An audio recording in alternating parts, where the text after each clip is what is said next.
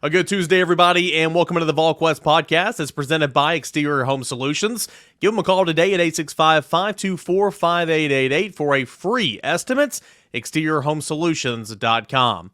I'm Eric Kane with Rob Lewis, Brent Hubbs, and Austin Price. Got a lot to discuss here on this edition of the show. Tennessee football spring practice.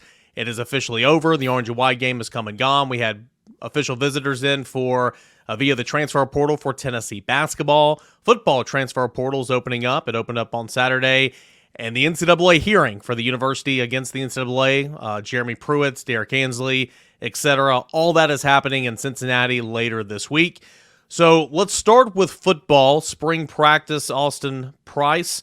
What would you say the pulse is of this football team? Are they about where they need to be leaving spring practice and heading on into the rest of the offseason? I think they are where they need to be in a lot of positions. Now, I still think that they're trying to figure out who they are on the offensive line. But I mean, you like the young pieces. You see Cam Seldon there. You like the young pieces that this team, has, whether it be, on the defensive side or even on the offensive side. I know Ethan Davis got hurt, Saturday, but he'll be back. And I thought he had a really, really, really solid spring. Coming off his labrum tear in high school. And, I like the young pieces. I'm just not sure about the offensive front. I look at that, and I think that's still a big question heading into fall. There's a reason Tennessee's went out and offered, an offensive lineman out of the portal, on Monday. And I think that Tennessee's going to look to, try to find another receiver, maybe a tight end if it's a top flight tight end. If not, then I think they'll be rolling with what they have. And then maybe a pass rusher.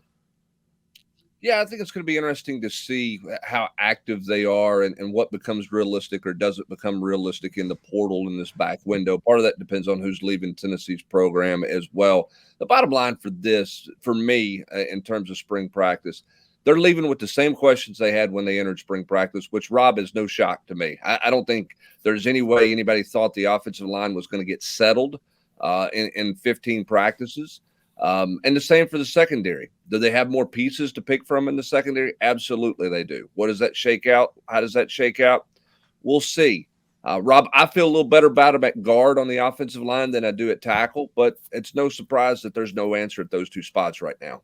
Yeah, I mean, I don't have a lot to add to that. I mean, other than, you just weren't going to find that kind of stuff out and, in this kind of testing ground. I mean, that's really going to be – you're probably not going to really know what you have up front until a couple weeks into September next year, I would guess. I mean, I don't know that I saw enough in the spring, Humper, or if you did to feel like, do they leave with definitive answers in August, or is it kind of like it was last year at tackle with Mincy and Crawford?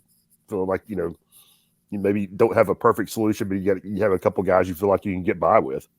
Well, I mean, Rob brings up a great point. 2 weeks into September last year, would you have ever imagined the team that took overtime to be the backup quarterback at Pittsburgh was going to turn around and win at LSU and beat Alabama? Right? I mean, like it, I think there's just a lot of questions to be answered, a long way to go. And, again, I think that they're definitely a deeper football team, a more talented football team. I love the young pieces. If you're a Tennessee fan or if you're Josh Heupel, it's hard not to get excited about where this program's headed. But as far as this current team, I think just some things in the here and now remain unanswered. And as Hub said, I think we all knew that you wouldn't get an answer on a lot of these things coming out of spring, and it'll be a while before we do. And Eric, I think the biggest thing for me, Eric, back to you, is that who's going to embrace right tackle? Like, who falls in love with playing right tackle? Who says, I want to own that position? Who's going to do that over the course of the next 2.5 months? Because it's there for the taking. I think we all feel John Campbell's the left tackle, but who says I'm going to own the right tackle position and that's going to be my spot? I think that's a big question mark here over the course of the next month. I would agree. I mean, it's there for the taking, and to my knowledge, Gerald Mincy does not have much experience, if at all, on the right side. That doesn't mean that he can't go and run with it. Just like entering last year, I think that's who you want to play it. He's bigger, more athletic. He's got the better skill set. But can he own that? J.J. Crawford has played right tackle for Tennessee. He spent time flip-flopping between the right tackle and left tackle each of the past 2 seasons. He made a couple starts at right tackle. So there's familiarity there. And then Dane Davis as well is kind of in that boat too. On that note, I want to pose this for Austin because, Brent, you and I kind of discussed this on the Rocky Top Rewind, and you just kind of said it there. You feel better about where they are at left guard than where they are at right tackle right now.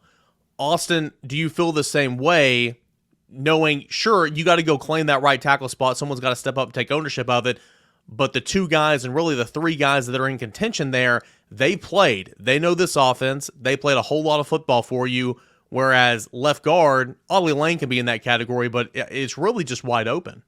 It's wide open, but I think there's more serviceable bodies at left guard than at right tackle. Okay. And so that's probably why I feel like, if you said, okay, Tennessee's go out and, play, this coming Saturday, do you feel better about one or the other? I would tell you I probably feel better about left guard just because I think there's more quality bodies at the guard spot than at tackle.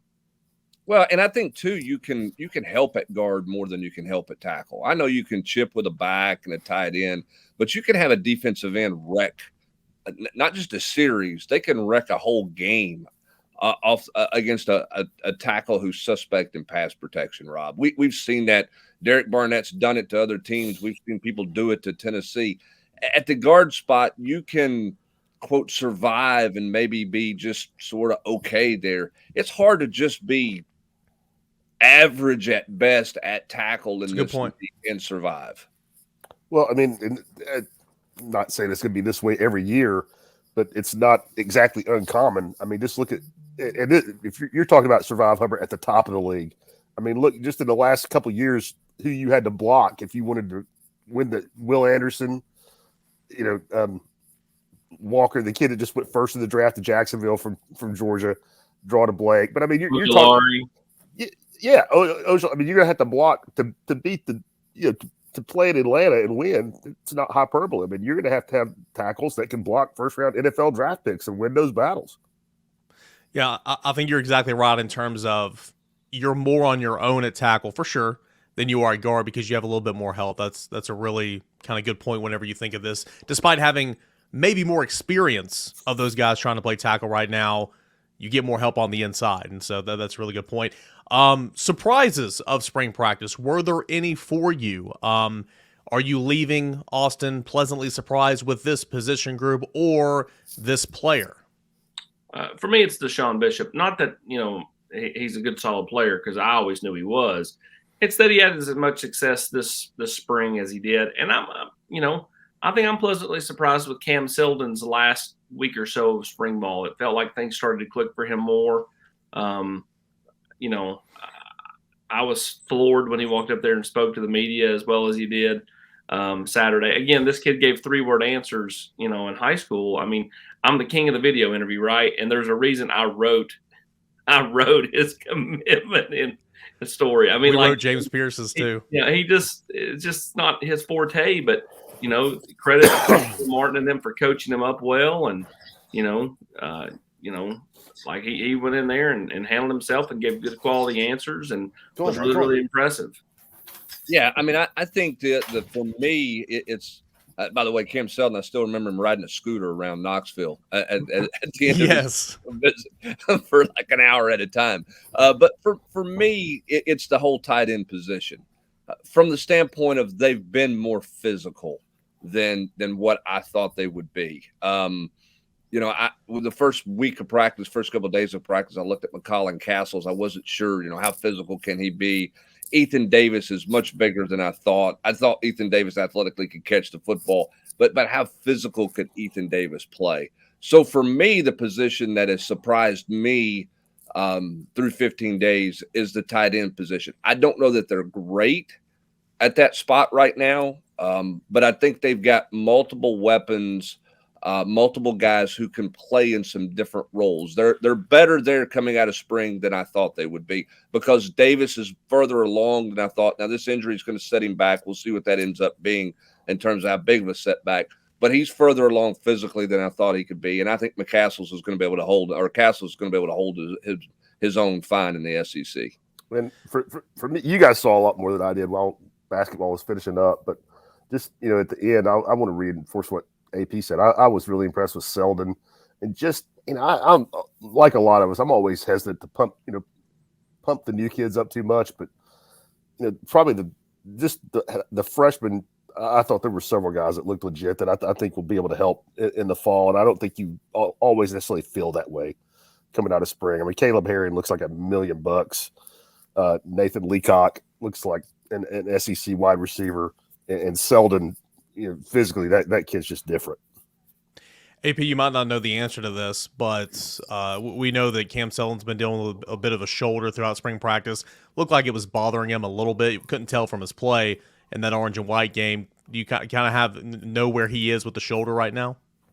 It's nothing. I don't think that they expect it to be any type of long-term thing. Just something he's just kind of been battling through and really just needed to kind of get back to the month of May and rest. Yeah, certainly if it was something that they feared long-term, he wouldn't have been playing in that orange and white game. Any surprises? We talked about some pleasant surprises early on in camp of some of those newcomers, like Ricky Gibson was a name. And, my pleasant surprise would be the quality of depth at linebacker. We talk about those young linebackers all the time, but you're in a position now to where, last two scrimmages, you didn't play your two starters, right? And you allowed Herring and Perry and Carter and T-Lander and Smith to get so many reps. That room is so much deeper than where it was this time last year.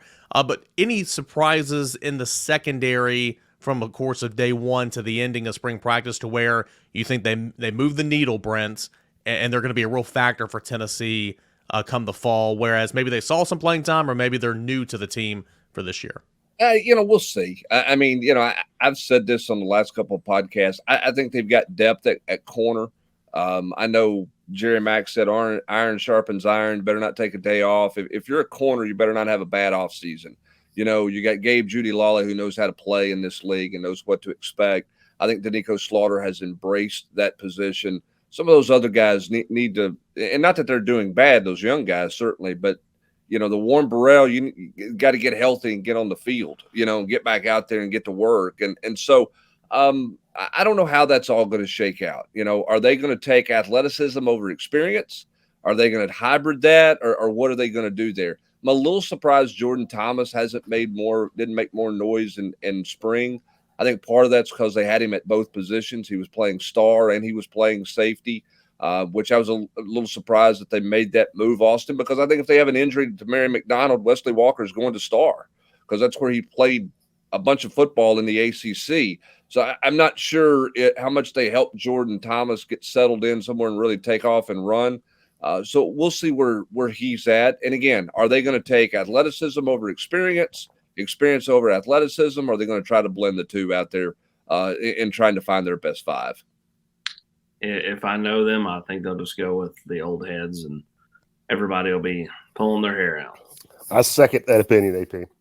I think it's going to be Warren Burrell and Jalen McCullough, and some fan will be trying to sniper them about halfway through that Virginia game from the nosebleeds of Nissan Stadium.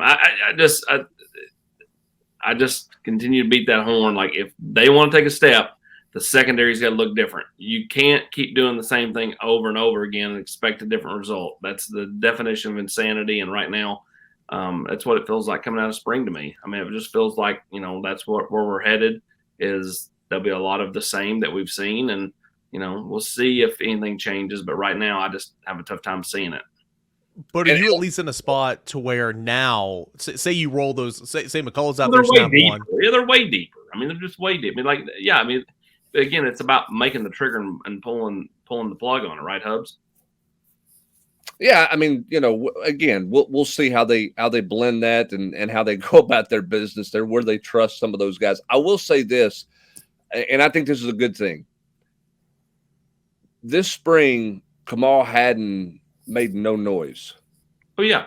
And I think that's a positive thing. I think Kamal Hadden had a terrific spring.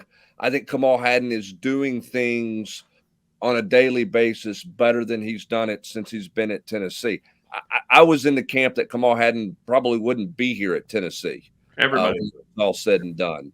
I don't think that that's necessarily the case. I think Kamal Hadden's run a lot of first team. Now, I know Willie Martinez said there are no 1s, 2s, and 3s and all that kind of stuff.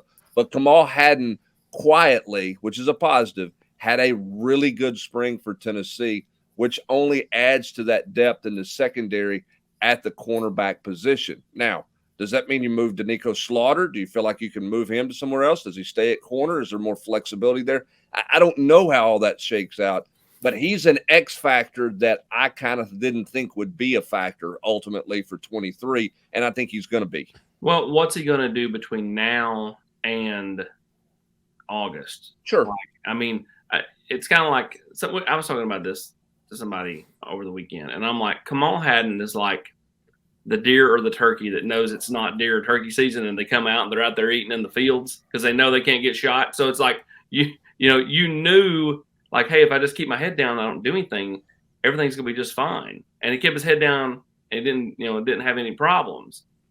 He's a good kid, right? Like he's an engaging kid. Like it's hard not to root for Kamal Hadden. I know he got over there and he trash talked when they were down 30 at South Carolina, and that drove everybody nuts. I get Every it. play.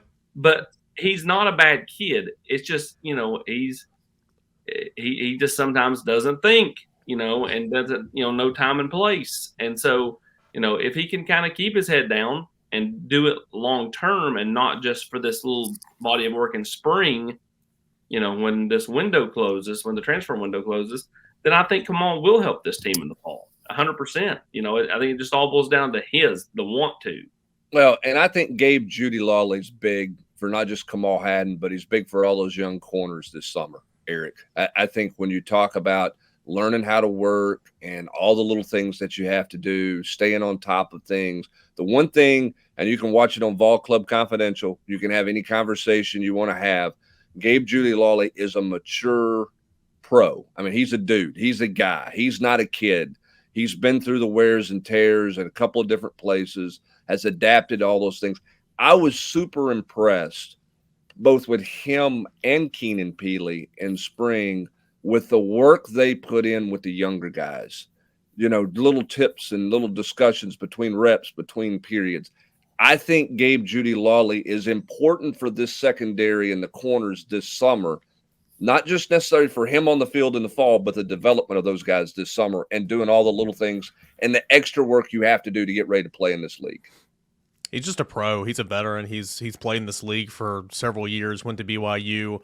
I know a lot of people listening and watching right now don't like Pro Football Focus, but it's a metric that I use to help with my analysis. It's not everything, but he graded out at over 80%, or his grade was at over 80, playing nearly 700 snaps last year at cornerback.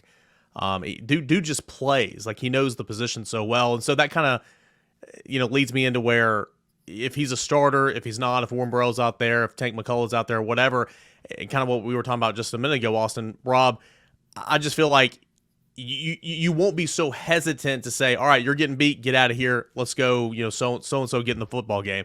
You had to do that at corner last year. At safety, are you there this year to where you can say, all right, you get beat on a slant, get out of here, go Jordan Thomas, go Danico Slaughter if you're back there, go Christian Charles, whoever. That's what I want to see this year. And we don't know that right now, but it just feels like they do have, because of guys like Gabe Jeudy-Lawley helping out and because of a good spring like Kamal Hadden and hopefully some steps from those younger guys, feels like they do have more depth, quality depth, not just numbers, to where they can rely on in the fall. Yeah, Eric, I'm with you. Like, if they're willing to do what you just said, which is, if a guy's struggling, yank him out and go with somebody else because they are deeper, then that's great.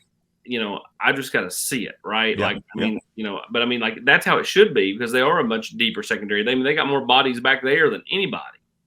Think about all the guys that have, you don't even count the freshmen, just the other quality bodies that have played football, you're exactly right. I was looking at it before we got on the pod today, and maybe these guys haven't played a bunch of great football, but you just start going down the list in the secondary by number: Danico Slaughter, Jalen McCullough, Warren Burrell, Kamal Hadden, Brandon Turnage, Tamari McDonald, Wesley Walker, Christian Charles. You got some guys that have struggled at times, but I don't know that we've ever had this many dudes that have, at least started and played. And again, question marks abound, but you don't have to worry about, guys being out there and not having played the SEC before. Spring practice is over. That second window opened up Saturday, the 15th. Quickly, Brent, do you expect any action? If so, how much action to be on the lookout for? Vols leaving, or, as Austin already pointed out, they've already offered one offensive lineman from the portal, maybe future Vols coming in? Well, I think it's only natural that you're going to have some movement. I mean, that's just a given. The question is, how much is that movement going to be? I'm curious to see from a national perspective how active this window is going to be. How many quote names, experienced guys are really going to look to move around. I was surprised to see the tackle from Oklahoma State go in the portal at this point. That seems like kind of a head scratcher to me. He's a starter. I mean, I think you're going to see a lot of guys go in the portal who aren't real factors, at where they're at. And so they're just going. They went through spring to try to see if they can make a move. They didn't make a move, and they'll go from there. And I think you'll see some of that at Tennessee. I'm curious to see how many quality guys that other schools are like, hey, I want to gobble one of those up. Or is there a school out there that just came out of spring and said, we just don't have any option. We've got to find somebody somewhere. I don't think Tennessee's in desperation mode. Maybe I'm wrong, Austin. It doesn't feel like they're in desperation mode for guys. Certainly not where they were their first couple of years. And I do think there'll be some movement, but I think the movement out of Tennessee may be minimal at this point. I think minimal. I don't think they're in desperation mode.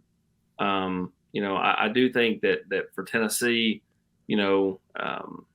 it's about finding the right players, right? And I think the guys you're talking about are maybe some players that thought about going in the portal. They were talked out of it by the current school they're at, then went through spring and said, nothing's changed. I'm actually going to go. And I think that's what you might see with some of these guys that are quote unquote starters at places that were thinking about it 3 or 4 months ago. And that school said, hey, we'll get you the NIL money you need. It'll be better. We're going to get you some help. If you're a quarterback, we're going to get you some receivers or whatever. And then you went through spring and said, I just can't do this again. Like it's kind of like, your wife talks you out of getting a divorce, and then you get back in there and she starts nagging at you again. And you're like, I just can't do this anymore. I'm out of here. AP, that sounded biographical. I'm just trying to describe what's going on at Eric. I just hope Mrs. Price is not watching. Listen, still in that honeymoon phase, baby. Was that biographical or autobiographical? I'm not going to touch that. I'm not going to touch that one. I am surprised though, Austin, if Tennessee goes in the receiver portal and looks legitimately for a receiver, that's a little bit of a surprise to me if they would go that direction.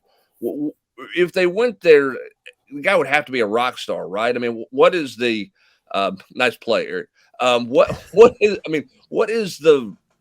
be the rationale for being in the receiver portal if you're Tennessee to bring somebody in? They still have a ton of bodies. It's not like, you look at 6 or 7 guys. Like Tennessee needs probably more than that. I know they only play 3 because at times, at least have the first couple of years. Would they like to play more? I think they probably would like to platoon a little bit more, especially if you score, get a stop, and then get the ball right back. There are more opportunities to maybe roll more bodies in there to be a little fresher as the game goes on. But I just think they that's a place I could see them being a factor at. It's a big week coming up as Tennessee spring practice is officially in the books, and we'll look forward to the NCAA hearing later this week. We're going to touch on that. Of course, some hoops official visitors from the portal. They were on campus this past weekend. All that and more coming up next here on the Volquest podcast. It's brought to you by our good friends over at Exterior Home Solutions. Your roof, it's the most important protection against nature for your home or your business. That's why I trust the experts at Exterior Home Solutions. Volquest podcast here on this Tuesday morning. Appreciate you guys being here, and as always, appreciate Exterior Home Solutions. NCAA hearing, that is coming up this week in Cincinnati. But first, Rob Lewis, want to get your thoughts on the weekend that was for Tennessee basketball. Hosted a couple of guys from the transfer portal. Where is Tennessee in those races? And, of course, those super seniors with decisions, mainly Santiago Vescovi. We'll start with the visitors. Dalton Neck from Northern Colorado, big guard, good shooter, 6'6". He was here on Sunday. Doesn't sound like he's nearly as far along in his recruitment. He has so far visited just Tennessee and Oregon. He is from Colorado. Has been one of these kids that has had a couple of different growth spurts. Started in high school, had another one in college. So he is really, an intriguing developmental guy. He averaged 20 points a game last year at Northern Colorado, shot almost 40% from 3-point range. So he's obviously attractive. as a shooter, but again, has visited Tennessee and Colorado, or Tennessee and Oregon so far. He's got Washington out there. Gonzaga's recruiting him. Arkansas, who's pulling seemingly everybody out of the portal, is involved. So, he said distance was not going to be a factor. We'll see if that's the case. But he's a West Coast guy. He's got a bunch of West Coast Pac-12 schools chasing him. If he's really open to moving around, I think Tennessee is going to be a strong option. I think he liked a lot of things here this weekend. But if distance is any kind of a factor, then obviously that's going to be a hurdle. Chris Ledlam sounds like he's much closer to making a decision, even though he declined interviews after his visit on Saturday. AP's favorite. How did you handle that, Rob? He was polite about it. He just didn't want to. He was not offensive. He just didn't want to put anything out there about his recruitment before he'd taken his final official visit. He's at St. Harvard John's. educated, baby. I could have pulled it off. AP, you probably could have. You probably could have. You could at least probably get the mom. Is this like the time where Rob was like, "Hey, I can't get this kid on the phone. AP, I'll get you a Ruth's Chris gift card if you can get this kid on the phone." I text the kid, "Hey, my buddy's going to give me a Ruth's Chris gift card if you'll answer the phone. First ring." Boom. What's up, man? Classics never die. But Ledlam, I think he left Tennessee, went straight to St. John's. He's from Brooklyn. I don't know how much of a tie that means for St. John's. The buzz out there kind of seems to suggest that it's Tennessee and Indiana. But I guess just bottom line, Tennessee had 2 official visitors here this weekend, 2 grad transfers. I think they're really in it for both. It feels to me, just because he's so is further along, closer to making a decision, that Ledlam is more realistic right now. But I think they're in it for Neck. I just wonder about the distance. And of the current guys, I might have a different opinion tomorrow. I think Santiago is leaning towards staying.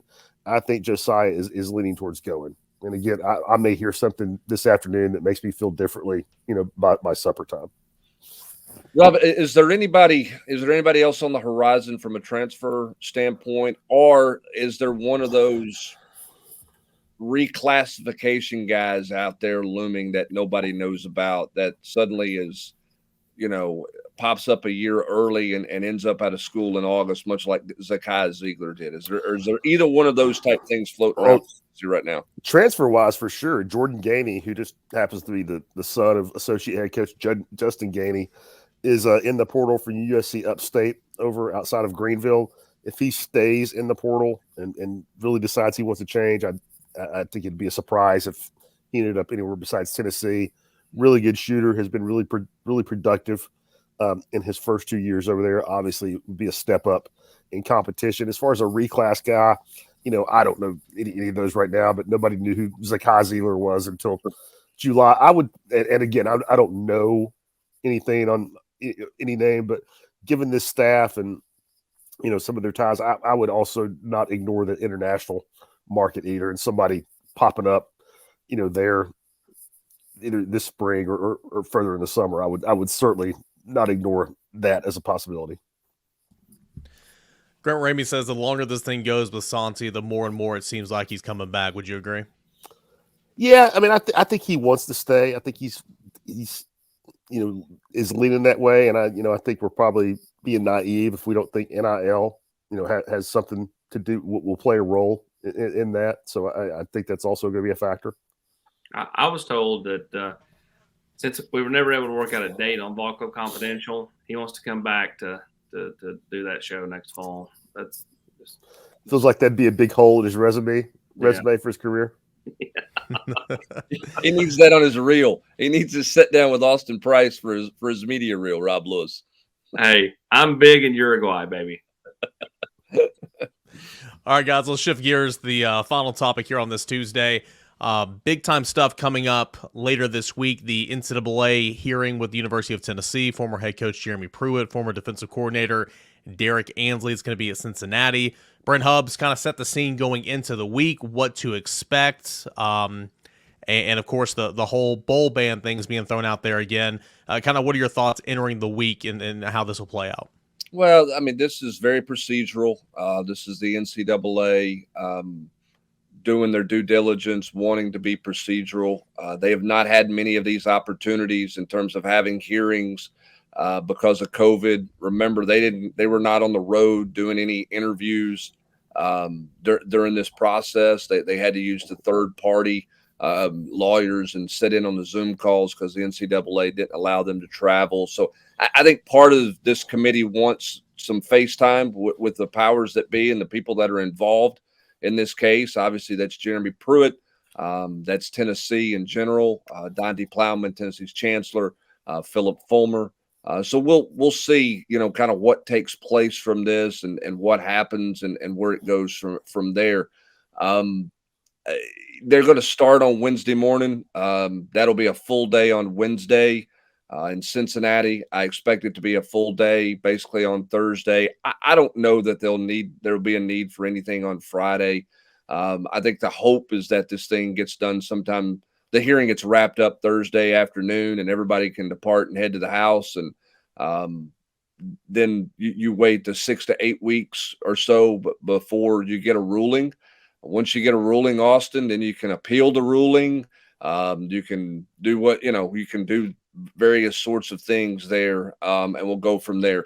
We had a lot of questions on the board about this. I mean, there is separation. Jeremy Pruitt's not lumped in. Like his ruling is not going to be a part of the Tennessee deal. That's a separate deal. He'll have his own separate counsel. Derek Ansley's deal's separate than the university. But I think the NCAA wants to have some face-to-face contact with these people that they were not just privy to, Austin, during the investigation portion of this case because of COVID and the travel restrictions taking place. Yeah, I think they want to have the public, the public flogging of all the parties, and I think they want everybody in that room to sit there and sweat it out while they talk to them and want to have to make them nervous and all that stuff.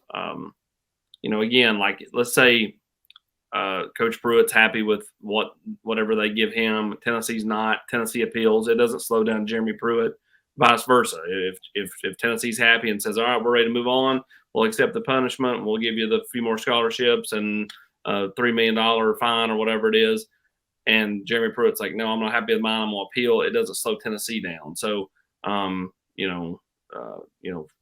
the one I'm interested to see, does Derek Ansley make it to Cincinnati? Because I don't think he does. He legit just walked out. Whatever it went down, he just walked out and went to the NFL and is the DC for the Chargers. And I just don't see him showing up in Cincinnati. Maybe he does it by Zoom or video conference, something like that. But I just don't see him showing up. Everybody else I expect to be there.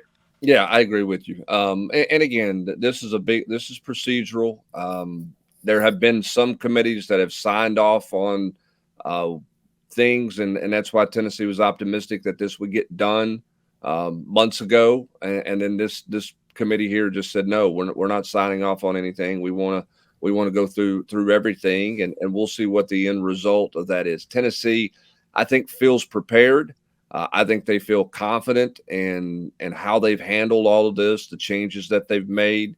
I think Donde Plowman I think Tennessee's very comfortable with every decision she's made, the direction she's taking things. And I think they feel comfortable with her, quote, taking a witness stand, if you will. I think Greg Sankey, if the ruling doesn't go the way Tennessee would like, I think Greg Sankey will voice his concerns and could be in the middle of that as well, because he knows how Tennessee has gone about this deal. So, it's unfortunate. Nobody ever wants to go through these. I've talked to enough people that have been through them, and there's nothing enjoyable. Even if you feel great about your case and great about what you're presenting, it's the last place you want to be. As Doug Dickey always said, you don't want them on your campus, and you don't want to have to go before them formally if you can avoid it.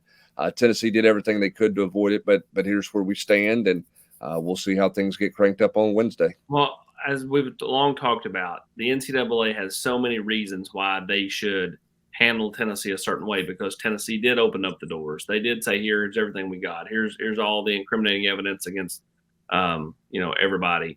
And they got rid of everyone. If they try to hit Tennessee in any kind of real manner, I don't mind a few more scholarships and a fine, that Tennessee will be, they'll do that and walk off. But if they try to hit them with anything type postseason ban, at that point, Hubs, Chris Lowe said this on The Nation the other night. I don't disagree. Every school will have armed guards at the airport keeping the NCAA off their campus from now on. Like, there will be no justification to ever let an NCAA representative on any campus ever again. No, Yeah, go ahead, Rob. I was just saying, Hubbard wrote, was it last week that you wrote the call? I thought you summed it up, pretty perfectly. If Tennessee gets raked over the coals, you'll never see another school cooperate, again at the kind of level Tennessee did. Yeah, well, I mean, what's the benefit to that? And I get where the NCAA says, we want to punish, and what you've done is maybe not enough in terms of scholarships because you were short rostered. I can see some of those things where the NCAA is coming down that avenue. But the NCAA has also been on record as saying they do not want to punish kids who weren't involved. Okay, those guys aren't around here. Now, you have the one X factor with the Oklahoma State basketball team a couple of years ago, and that's the fly in the ointment because they said they don't want to punish anybody, but Oklahoma State didn't go to the NCAA tournament, 2 years ago, I think it was. And some of the kids who were on that roster who didn't get to go to the NCAA tournament were in high school when Oklahoma State committed their violations, and they were cooperative. That's the one scary element there. Now, the NCAA took some criticism for that. I think where you're going here, it's a slippery slope and a dangerous slope for the NCAA to come hammer hard because of what you're saying. You get no cooperation. Remember this, too. There's, 17 charges in this deal against Tennessee? Tennessee's contesting one. They're contesting one. Everything else, guilty. Failure to monitor? They're contesting the failure to monitor. And that's what Tennessee is going, is fighting, and that's what the whole bulk of this thing is for Tennessee and Cincinnati is a failure to monitor. Now, for Jeremy Pruitt, it's different, right? He's trying to figure out how he can get back to coaching sooner rather than later. And I think there's a couple of interesting ways for Jeremy Pruitt to go about this. One, he's got to stay calm, in my opinion. Two, get through this thing and negotiate, but he didn't want to negotiate on the front end, Austin, and got it to this point. So how he goes about his business in this case will be interesting on Thursday and on Wednesday and Thursday for sure. Yeah, I agree. I mean, at the end of the day, Coach Pruitt wants to coach. As simple as that. And for him, I think the best course of action to get back to the field is to just kind of go about his business. Not go in there trying to sue everybody or trying to hammer everybody. Just go in there, state your case, make your appeal with whatever they give. Because, I mean, let's face it. Let's say they give him a 5-year show cause. He should appeal it. If they give him a 3-year show cause, he should appeal it because you can't get more, but you never know. They may go, okay, 3, okay, we'll do 2. 5, we'll do 4. Whatever. I mean, like, the quickest path for him back to coaching – is the route he needs to go because ultimately that's what he wants to do. And, I don't think he really wants to go back to the NFL. He did it for a year. I think he liked certain parts of it, but, I think he fancies himself as a guy who, coaches college football. And so, I think for him, it's quickest path to getting a resolution, the better, which means, play nice with everybody. And I think, there have been enough people around him to say, hey, you want to get back to the league, like in other words, this league, the SEC, let's just go in here and get past all this. Well, and if I'm wrong, sorry to jump in there, but he would be fine with the Hugh Freeze route, right? Like head coaching show cause, but allowed to coordinate after, maybe a certain amount of years or whatever, just getting back into the game, being a coordinator, being a position coach. And then whenever that head coaching show cause is up, I mean, if he gets another opportunity, then whatever. Yeah, I think that would be the case. Hubs, normally in this instance, the show cause does not start until they're ruled upon. So let's say he gets a 5-year show cause. It would be 5 years from right now. It would not be 5 years from when he last coached. I think that's where he could appeal it, though. I think that's where you could win an appeal. Hey, I've already served near 3 years. Let me, go. But let me date. If you're giving me 6, let me date it back. Now I've only got 3 years left to go. I mean, I think ultimately that's where he's got to try to win. It's all about the time. If it doesn't start till now, that's where I think it gets tougher and tougher. And I just wonder too, Rob, if his approach to all this is different based on what happened to him this offseason. Let's face it, where does he want to coach at the end of the day? He wants to be the defensive coordinator at Alabama. And, he spent all the summer and fall talking about suing and all these other things. That job, his quote, one of his dream jobs, or the dream job for him, comes back open. And he can't be a factor in the job hunt or even be an analyst. And I wonder if you have that moment where it's like, I got to get I've been defiant. I'm not going to negotiate with anybody. The guys who work for me went ahead and got their negotiation things done, but I'm going to fight everybody. And then all of a sudden that carrot gets dangled in front of you for the job you want, Rob, and you can't get it. Does your mentality, does your approach to things change when reality hits that I can't do what I want to do until I get this thing resolved? And I wonder if his approach is a little different because of that. I mean, I would have to think so, Hubbard. I mean, but there's no guarantee that it is. And, I think we can also all see him, saying his attitude has changed, and then, maybe getting in the courtroom and getting his dander up a little bit, and, maybe saying something that hurt his case. But I mean, I think you kind of painted it pretty well there. I mean, did he learn a lesson, this off season that he was going to have to change, that he's in a situation where, the defiance and, the lashing out is not going to help him at all. And, I would think that he got some pretty strong evidence to support that view by not even being able to be hired as an assistant, this past year. Forget about the buyout and all that. I mean, I would think that, like Austin was saying, I would think he wants a path forward to coaching again. And I would have to think what happened, with not even being able to go back, and where even Nick Saban can't get you back on his staff. I would have to think that sent a pretty clear message. Hey, is this going to be streamed live on the Ocho? No, there will be. I'm sure there will be backdoor entrances, and there will be. There's a gag order on this deal. Nobody can talk about this now. We'll see if anybody makes a comment, walking down a hallway or anything like that. But the NCAA says you cannot discuss it. Not only can you not discuss it while it's going on this week, you can't discuss it following the hearing being over. Nothing can be discussed or can be commented on until the ruling is made some 6-8 weeks from now. So you're going to have a lot of speculation, a lot of guessing, a lot of people trying to read body language, trying to read facial expressions when they see somebody, not just this week, but next week, and lots of speculation, out there among everybody, because I think the NCAA wants this and has made it very clear they want it closed ranks. Now, the NCAA might leak something out to somebody. That wouldn't be the first time that's happened. But I think there's a pretty good scolding if the other parties involved try to leak something out coming out of this deal. Now, in preparation for this, we have had Hubs doing art classes the last few weeks to do artist renderings of all the parties walking in. So can't wait to see those stick figures. I was going to say, we need like how we dissect the body language of a recruit on a video. I mean, we need video of everybody walking in and out. We need to break it down, slow frame it, the shuffle, the facial expressions. We need to detail. I'd like to be a fly on the wall when Dondi and Jeremy go out to dinner Wednesday night together. Yeah, I'm sure that's going to happen.